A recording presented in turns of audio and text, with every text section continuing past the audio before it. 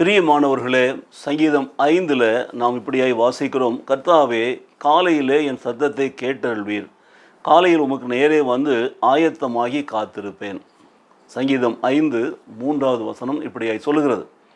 ஆகவே காலையிலே, அந்த வார்த்தையை கவனிங்க. காலையிலே என் சத்தத்தை கேட்டருளும் ஒன்று, காலையிலே உமக்கு நேரே வந்து நான் ஆயத்தமாகி காத்திருப்பேன்.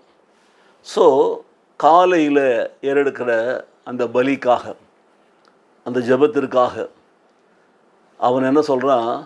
காலையிலே நான் வந்து ஆயத்தமாக இருப்பேன், நான் தயாராக இருப்பேன், நான் ப்ரிப்பேர் பண்ணியிருப்பேன், ரெடியாக இருப்பேன். எதற்காக? உமக்கு பலிகளை செலுத்தும்படி. அப்போது நான் உமக்கு ஸ்தோத்திர பலிகளை செலுத்துகிற பொழுது, உமக்கு நான் ஆயத்தமாய் காத்திருந்து ஸ்தோத்திர பலிகளை காலையில் செலுத்துகிற பொழுது நீர் என் சத்தத்தை கேட்டருள்வீர், என்னுடைய ஜெபத்தை கேட்டருள்வீர், என்னுடைய விண்ணப்பங்களை கேட்டருள்வீர் சொல்லி சொல்லுகிறான் பாருங்கள். காலையில் ஜெபம் என்பது மிக முக்கியம். வேதத்தில் அடிக்கடி நம்ம அதை வாசிக்கிறோம். அந்த காலை ஜெபத்திற்கு இயேசு கிறிஸ்து முக்கியத்துவம் கொடுத்தார்.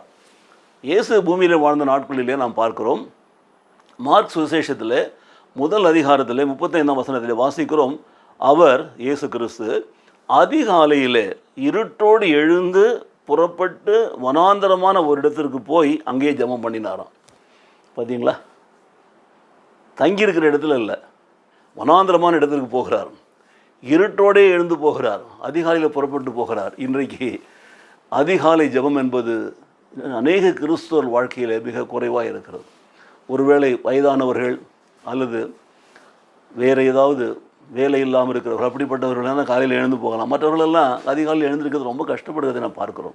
ஆனால் அதிகாலையில் என்னை தேடுதல் கண்டடைவான் என்று சொன்ன ஆண்டவர் பாருங்கள், நமக்கு இந்த காலை ஜெபத்தை நமக்கு ஒரு மாதிரியாக்கி வைத்து போயிருக்கிறார் இயேசு கிறிஸ்து. நாம் பார்க்கிறோம், அவர் அதிகாலையில் இருட்டோடு எழுந்து புறப்பட்டு வனாந்தரமான இடத்திற்கு போய் அங்கே ஜெபம் பண்ணினார் என்று பாருங்கள். தேவனை சந்திப்பதிலே, பிதாவை சந்திப்பதிலே அவர் அவ்வளவு அக்கறையாக, அப்படியாக காலையில் எழுந்து இருட்டோடு போய் அவர் ஆயத்தமாகி காத்திருந்திருக்கார், ஜெபம் பண்ணியிருக்கிறார் என்று பார்க்கிறோம். சங்கீதக்காரன் அதான் சொல்கிறான், கர்த்தாவே காலையிலே என் சத்தத்தை கேட்டருள்வீர், காலையிலே உமக்கு நேரே வந்து ஆயத்தமாகி நான் காத்திருப்பேன். இன்றைக்கு நமக்கு இது ஒரு பாடமாக அமையணும். நம்முடைய வாழ்க்கையில் கூட we have to meet God in the early morning. That is why we are daily telecasting this program, early morning with Jesus.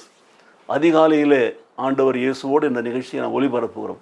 காலையில் கர்த்தரை நோக்கி நாம் பார்க்கணும். காலையில் ஸ்தோத்திர பலிகளை ஏறெடுக்கணும். காலையில் கத்தமிட்டு அவரை கூப்பிடணும். காலையில் நாம் ஆயத்தமாக போகணும். அப்போது அதற்கு ஒரு நல்ல இருதயம் வேண்டும், ஒரு நல்ல திட்டம் வேண்டும் பாருங்கள். அப்போ நம் மனசில் ஒரு வாஞ்சை இருக்க வேண்டும் கர்த்தரை தேடும்படி காலையிலே. அப்போ நம்முடைய சரீரம் நமக்கு ஒத்துழைக்கும், நம்ம எழுந்து போக முடியும் பாருங்கள். So meeting God is not by appointment on a clock but by our heart.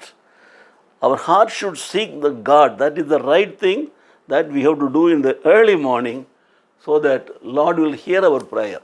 நம் ஜெபத்தை கேட்பார், நம் ஜெபத்தை கேட்டு நமக்கு பதில் கொடுப்பார் பாருங்கள். அதனால தான் 5ஆம் சங்கீதத்தில் வாசிக்கிறோம் பாருங்கள். இன்னும் தொடர்ந்து வாசிக்கிற பொழுது, நானும் உமது மிகுந்த கிருபை நிமித்தம் உங்கள் ஆலயத்துக்குள் பிரவேசித்து உங்கள் பரிசுத்த ஸ்தலத்திற்கு நேரே பயபக்தியுடன் வந்து பணிந்து கொள்வேன் என்று சொல்கிறோம். ஸோ காலையில் நாம் தேடுகிற பொழுது கர்த்தர் நம்முடைய வாழ்க்கையில் மிக பெரிதான ஆசீர்வாதங்களை நமக்கு கொடுக்கிறார். ஆகவே கர்த்தாவே, நீ நீதிமானை ஆசீர்வதித்து காருண்யம் என்னும் கேடகங்களினாலே அவனை சூழ்ந்து கொள்ளும் என்று சொல்லி முடிக்கிறான். நாம் காலை வேளையிலே தேடும்படியாக ஒப்பு கொடுப்போமா? கர்த்தருடைய சமூகத்தில் வந்து ஆயத்தமாகி அவர் காத்திருப்போமா? அவரை நோக்கி கூப்பிடுவோமா? ஸ்தோத்திர பலிகளையும் அதிகாலை பலிகளையும் நாம் ஏறெடுப்போமா? கர்த்தர் நமக்கு கேட்டருள்வார், நம்மை ஆசீர்வதிப்பார். நல்ல தகப்பனே, இந்த காலை வேளையிலே நம்முடைய அன்பின் சமூகத்தில் வந்திருக்கிற பிள்ளைகளுக்காக நாங்கள் ஜெபிக்கிறோம்.